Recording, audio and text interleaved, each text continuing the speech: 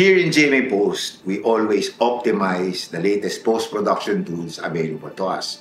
We also always adjust workflows to address specific needs of various projects, such as the case with Sangre. When we learned na magkakaroon ng Encantadia, which is Sangre, at first nakakatakot siya kasi we all know na complex siya, visual effects heavy siya. Yung mga CG requirements, that takes a lot of time, and then that takes repetitive shots to make sure na mag-complement kayo with the CG group. That's why we do a lot of pre-planning, time and motion, ganyan, para ma-implement din. 9 years ago, iba yung technology nun. So, for Sangre, mag-offer ulit tayo ng bagong technology or innovation for Sangre. May LED screen na nandun na yung background. Nakita na nila kung ano itsura. FPV na drone. So talagang very similar din sa mga ginagawa sa ibang bansa.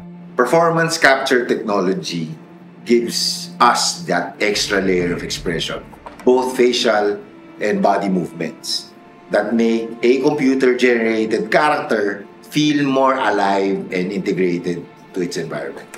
In terms of innovating the workflow in heavy visual effects programs, yung time consumed when animating characters, yun yung nagiging advantage when we use motion capture.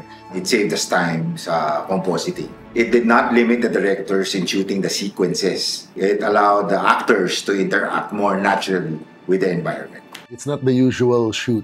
Yung kakabitan ka ng bodysuit na ganyan. And then medyo yung acting mo has a lot to do with using your imagination. You know, we have a pillow. There's a small pillow on the floor to represent my perspective. Things like that. It's not the usual. It's different. Siyempre, fantasy to eh. So you're dealing with monsters and yung acting mo rin kailangan ibang klase rin. You have to find your inner monster.